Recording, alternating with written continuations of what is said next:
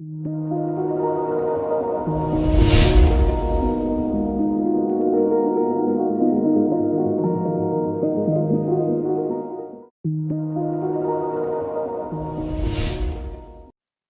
बच्चों।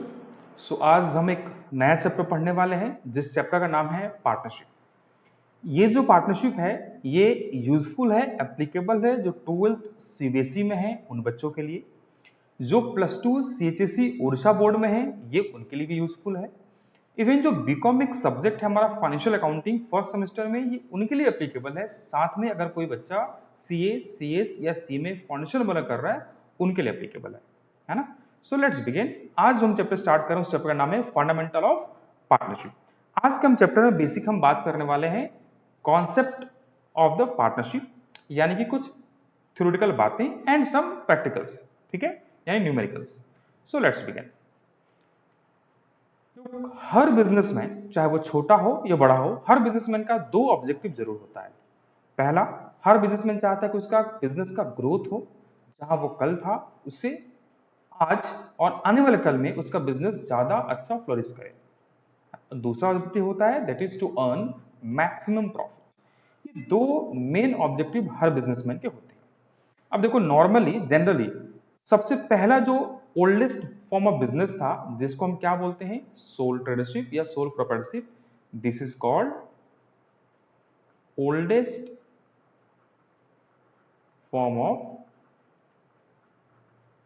Business.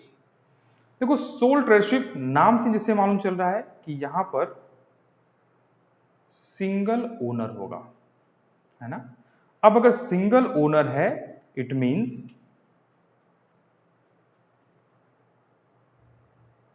No sharing of profit, उससे profit किसी के साथ शेयर नहीं करना।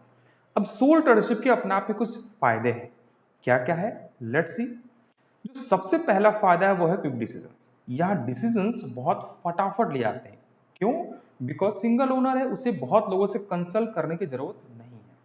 उसने जो सोचा वो फाइनल है। दूसरा, नो कन्फ्लिक्ट, यहाँ कन्फ्लिक्ट नहीं होते। अगेन सेम रीजन, एक ही ओनर है, झगड़ा किससे करेगा वो। दूसरा, सीक्रेसी, तुम्हारे बिजनेस के सीक्रेट मेंटेन हो पाते हैं। और बोलते हैं ना स्मॉल बिजनेस में बिजनेस सीक्रेसी द बून। तो बिजनेस सीक्रेसी मेंटेन हो पाता है बिकॉज एक ओनर को ये सीक्रेसी किसी और के सामने डिस्क्लोज करने की जरूरत नहीं है। जो नेक्स्ट एडवांटेज है वो है work directly related to profit. आप जितना ज्यादा काम करोगे उतना ज्यादा अर्न करोगे, है ना। लेकिन सेम टाइम जो सोल प्रोप्राइटरशिप है उसमें कुछ ड्रॉबैक्स भी हैं, कुछ लिमिटेशंस भी है। क्या क्या लिमिटेशंस हैं? पहला जो सबसे बड़ा लिमिटेशन है वो है less chances of growth.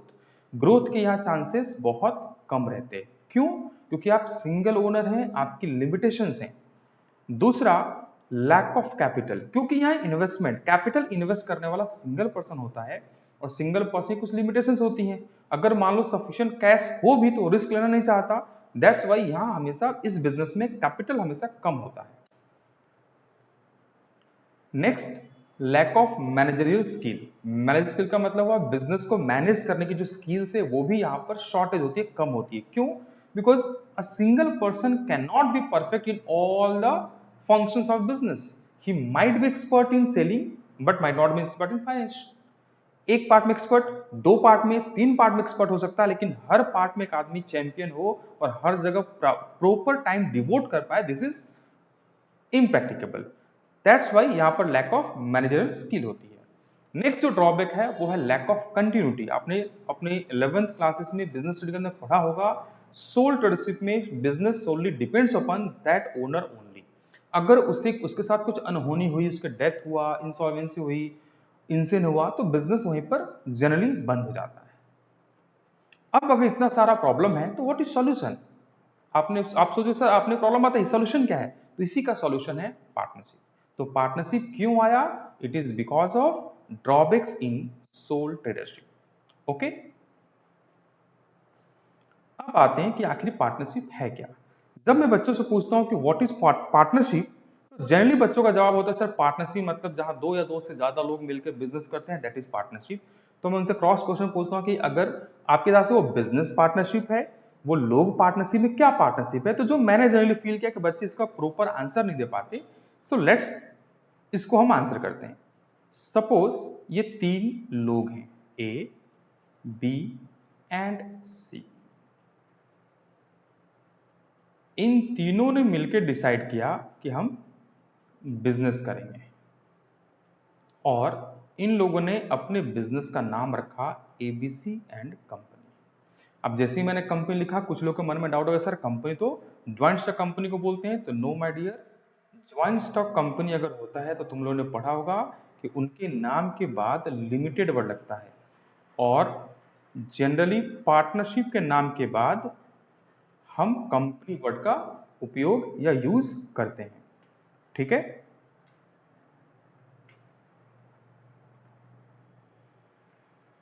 Okay.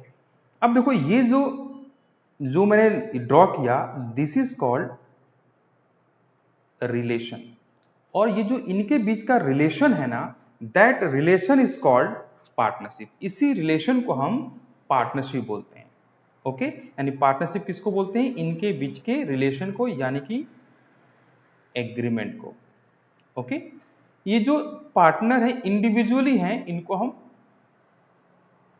Partner बोलते हैं, और इसको हम फर्म नेम बोलते हैं।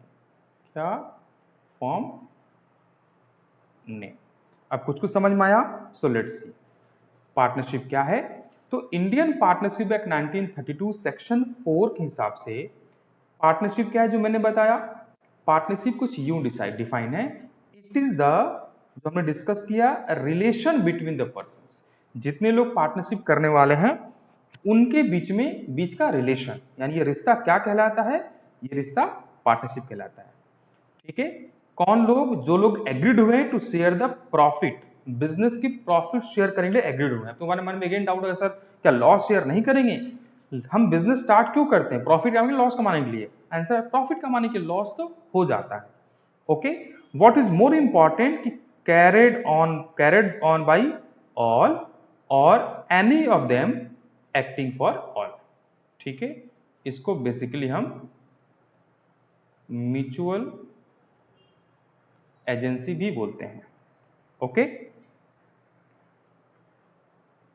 Any doubt? So let's move. अब आते हैं फीचर्स ऑफ पार्टनरशिप। ठीक है, जो सबसे पहला फीचर है वो है कैरिड ऑन बाय ऑल और any of them acting for all. तो कभी कभी एग्जाम में एक और प्रश्न पूछता है हमसे कि व्हाट इज द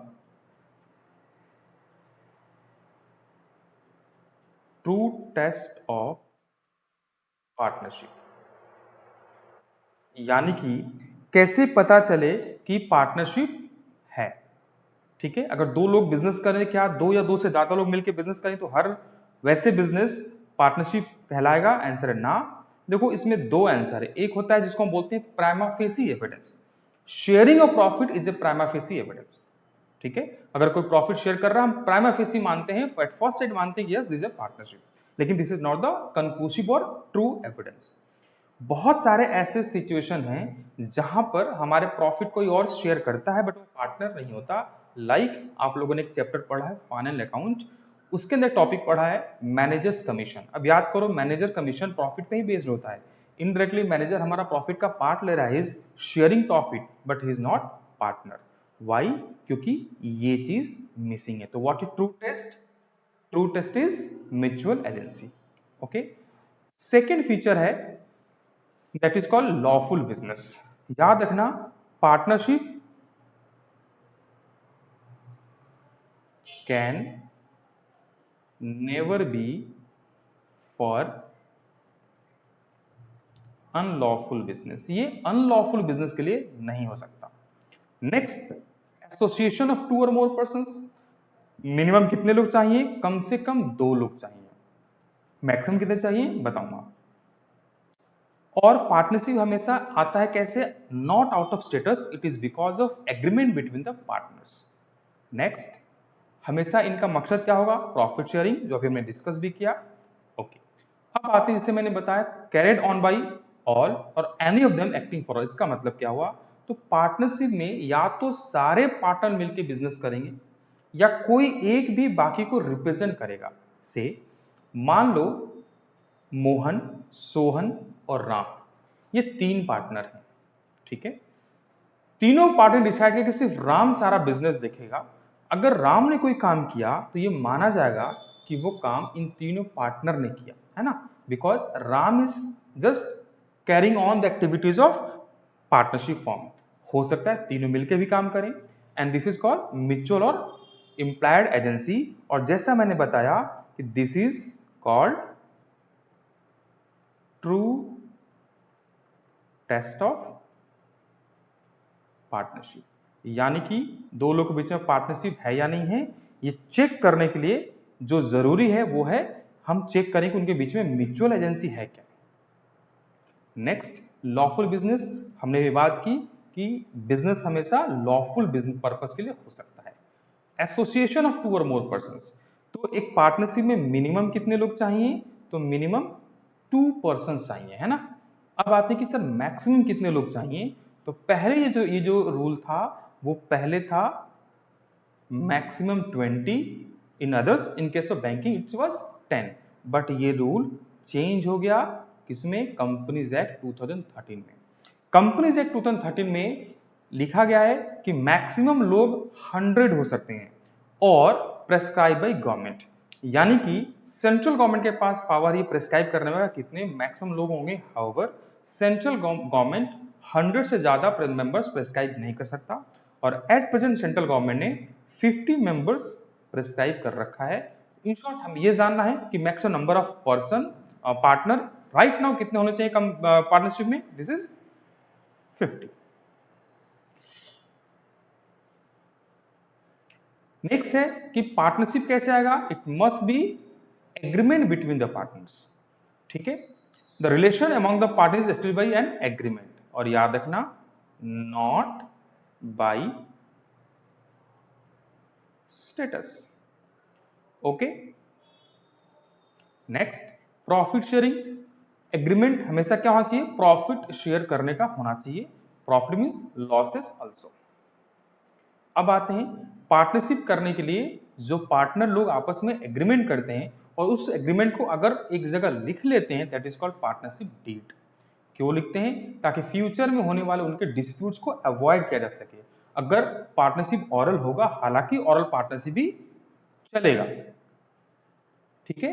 आप लोगों ने बीएसटी में पढ़ा होगा कि इंडिया में रजिस्ट्रेशन इवन करना, मैं यहां लिख देता हूं, रजिस्ट्रेशन ऑफ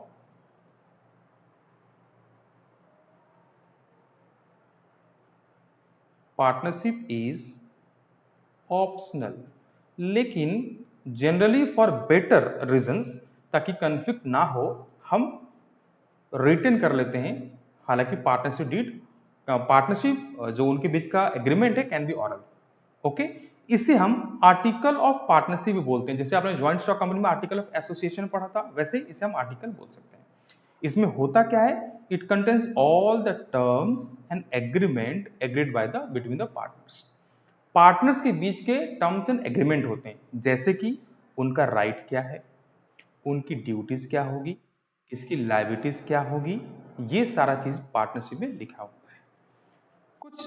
और इन सारी चीज को हम क्या बोलते हैं, क्लॉज बोलते हैं, ठीक है।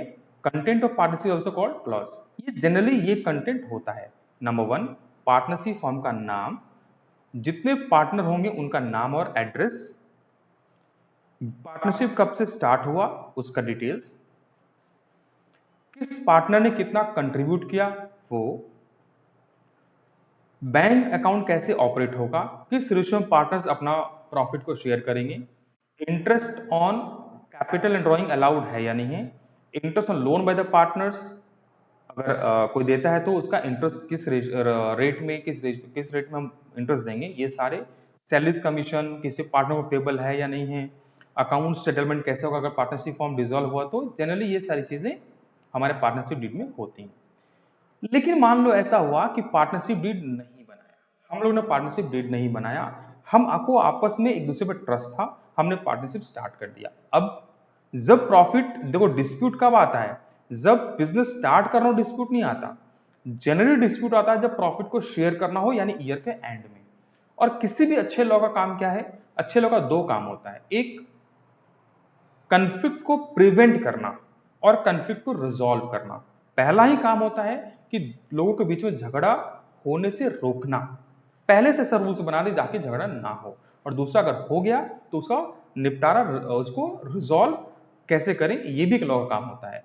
सिमिलरली, अगर पार्टनरशिप डीड नहीं है, पार्टनर लोगों ने म्यूचुअल ट्रस्ट पे बिजनेस स्टार्ट कर लिया, बट ईयर के एंड में प्रॉफिट बांटनी है और वहां डिस्प्यूट आना शुरू हुआ, तो उसके लिए पार्टनरशिप लॉ में कुछ प्रोविजंस बनाए गए हैं, ठीक है, जिनको हम बोलते हैं provisions absence of partnership deed, provisions in the absence of partnership. But याद रखना कि हम सबसे पहले फर्स्ट ऑफ ऑल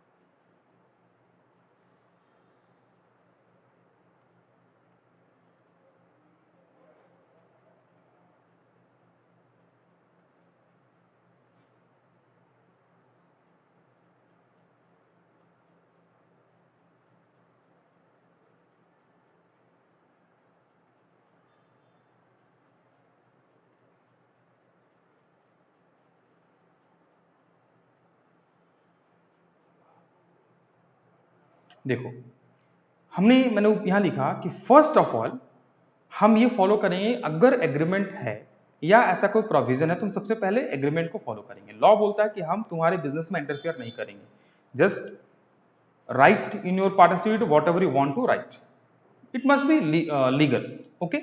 और जो प्रोविजन पार्टनरशिप में है हम उसी को फॉलो करेंगे।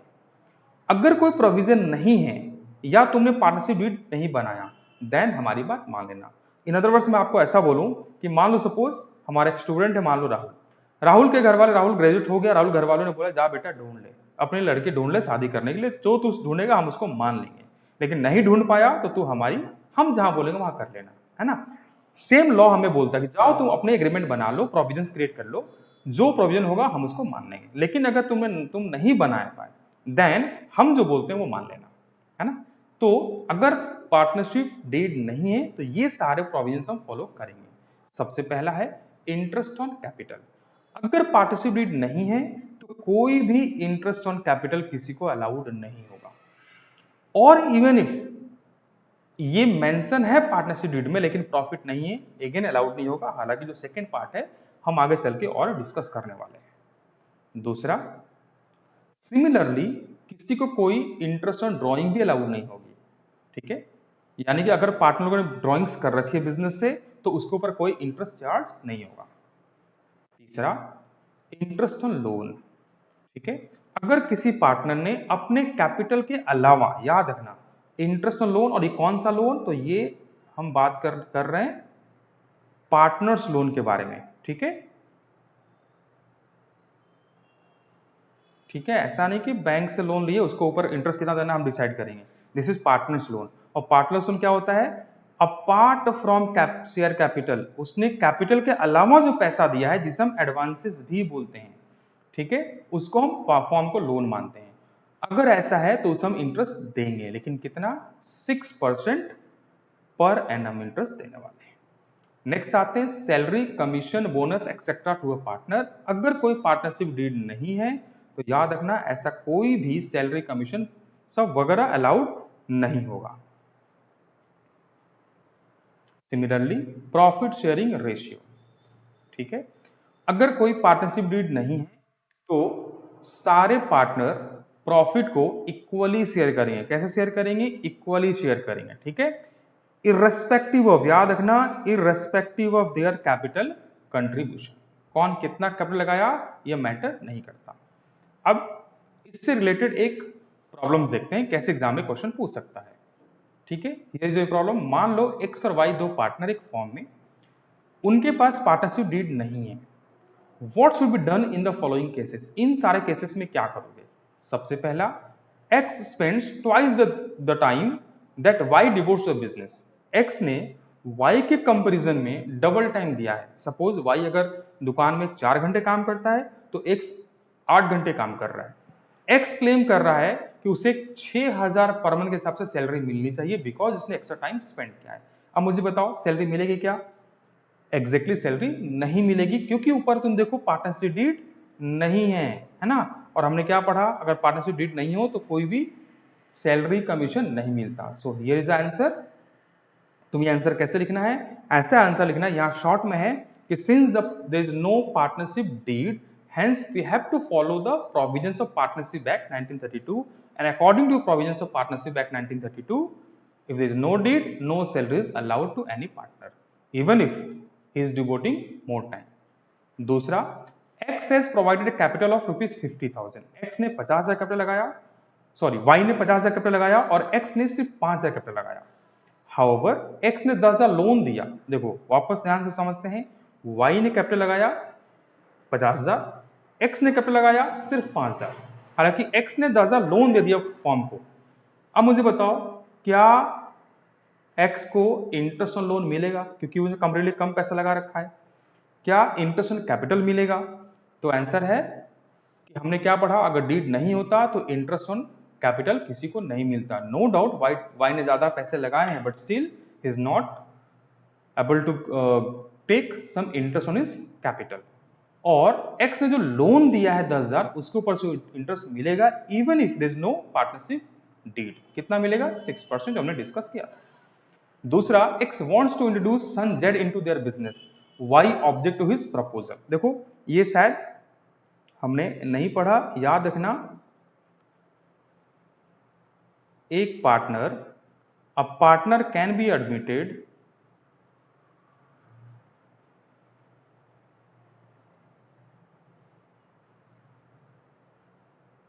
with consent of all.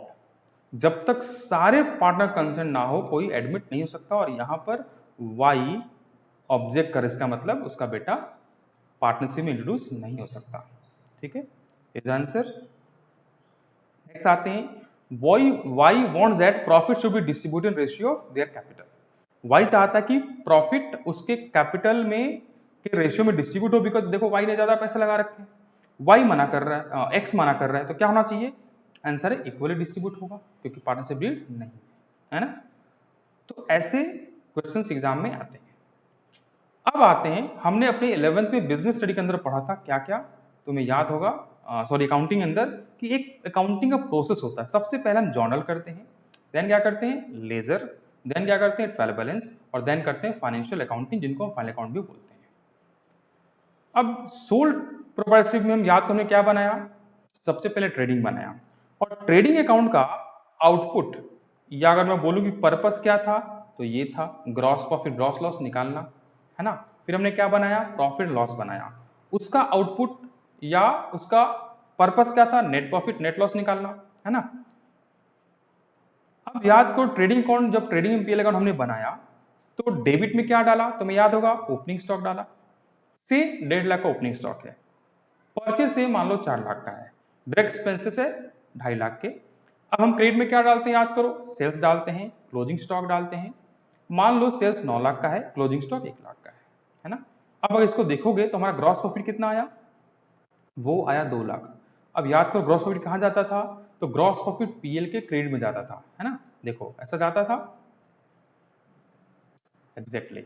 अब मान लो यहां पर हमने रेवेन्यूज डाला, ठीक है, इनडायरेक्ट इनकम की जगह तुम रेवेन्यू लिखना ज्यादा बेटर है, ओके। और जितने भी इनडायरेक्ट एक्सपेंसेस थे वो हमने डाल दिए, ठीक है, और यहां निकलता था हमारा नेट प्रॉफिट। अब याद करो ये नेट प्रॉफिट कहां जाता था, तो ये बैलेंस शीट में ना जाके कैपिटल से ऐड होता था, याद है, ये जाकर यहां ऐड होता था, याद आया, गुड। अब पार्टनरशिप में हम क्या करेंगे, सेम जैसे हमने सोल ट्रेडिंग में किया, यहां भी सबसे पहले हम ट्रेडिंग अकाउंट बनाते हैं। उसके बाद उसका पर्पस सेम होता है, ग्रॉस प्रॉफिट या ग्रॉस लॉस निकालना। फिर क्या बनाते हैं, प्रॉफिट लॉस अकाउंट बनाते हैं, मकसद वही नेट प्रॉफिट या नेट लॉस निकालना है।